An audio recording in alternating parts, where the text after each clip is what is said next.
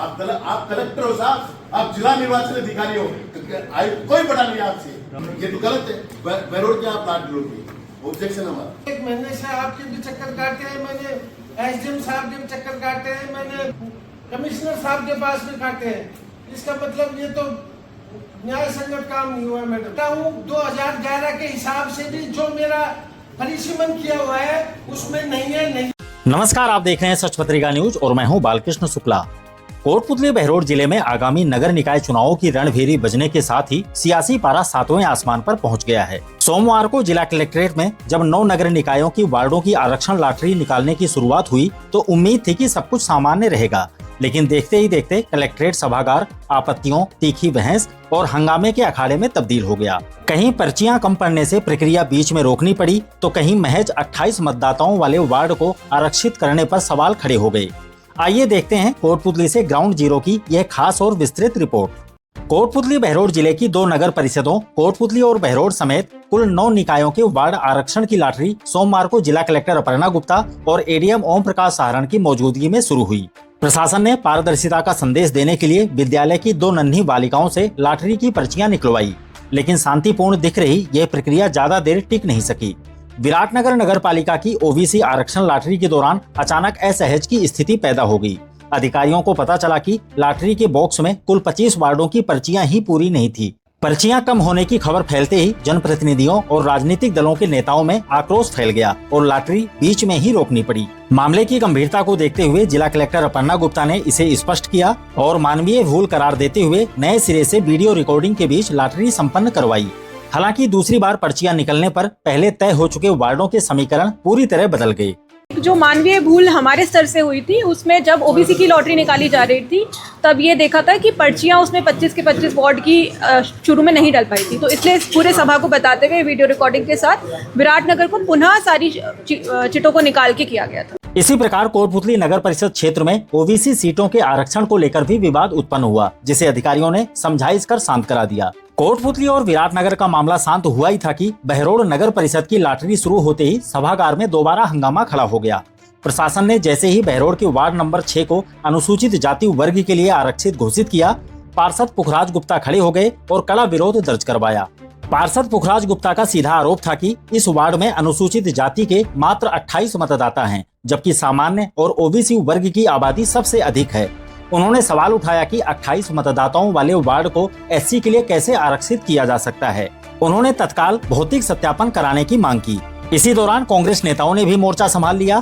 पूर्व चेयरमैन प्रकाश सैनी, कांग्रेस नेता हनुमान सैनी, मेहर सिंह धनखड़ और जगमाल सिंह यादव ने ओबीसी आरक्षण के प्रतिशत और बहरोड मामले पर गंभीर सवाल खड़े किए। नेताओं ने आरोप लगाया कि प्रशासन के पास गलत आंकड़े हैं और यह आरक्षण पूरी तरह से मनमाना है। उन्होंने इस लॉटरी को पूरी तरह खारिज करते हुए मामले को अदालत की दहलीज तक ले जाने की 2 टूक चेतावनी दे डाली है। फ्रैक्चर वगैरह वो ठीक नहीं करते डॉक्टर,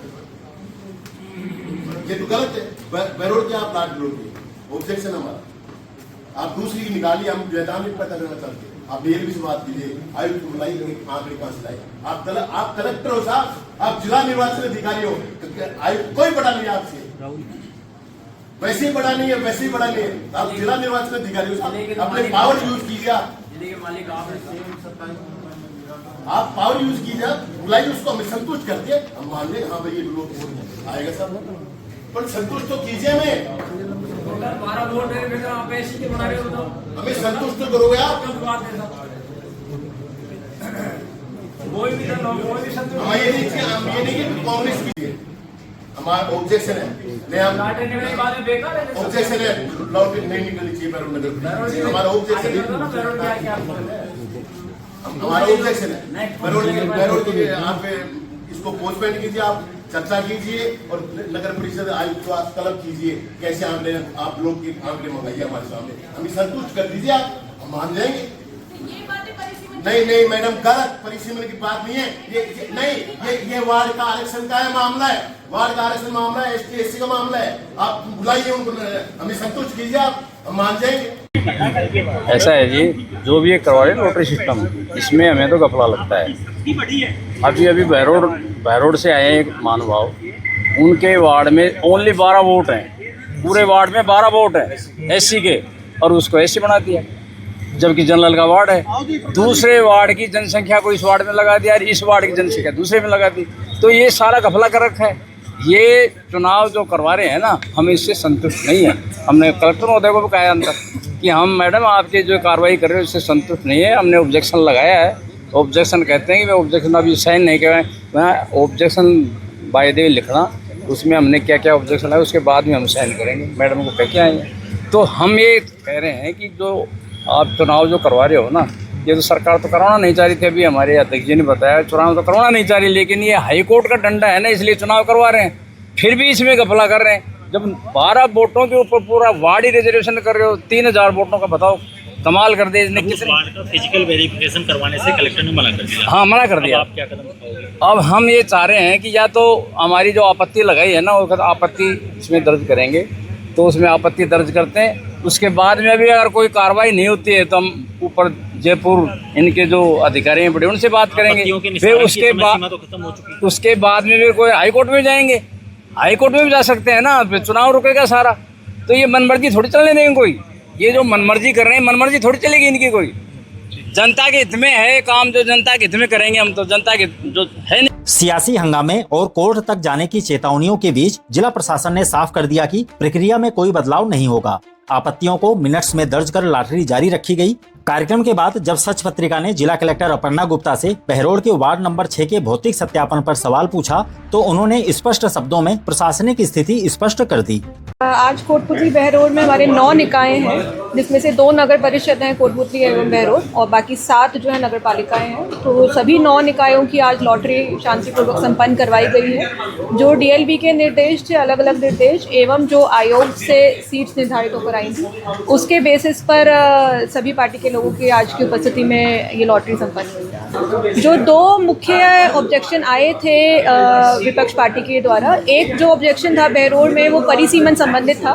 तो उसमें यही है कि परिसीमन के टाइम पे सारे ऑब्जेक्शन वगैरह लिए गए थे, और परिसीमन संबंधित जो भी बातें हैं वो आज लॉटरी के टाइम पे डिस्कस नहीं हो सकती। परिसीमन संबंधित उनका ऑब्जेक्शन था कि पॉपुलेशन जो है वो एक पर्टिकुलर वार्ड में, उनका ये कहना था कि उतनी ऐसी पॉपुलेशन नहीं है, पर ये फाइनल परिसीमन के दौरान हो चुका है। जो दूसरा ऑब्जेक्शन एक आया था ओबीसी की उसको लेकर, परसेंटेज को लेकर कोटपुतली नगर परिषद में, उसमें जो आयोग ने जो परसेंटेजेस निर्धारित की हैं, उस परसेंटेज के बेसिस पर डीएलबी ने फाइनल जो सीटें हैं वो निर्धारित की हैं। तो जो आयोग द्वारा निर्धारित परसेंटेज है उसको फॉलो किया जाएगा।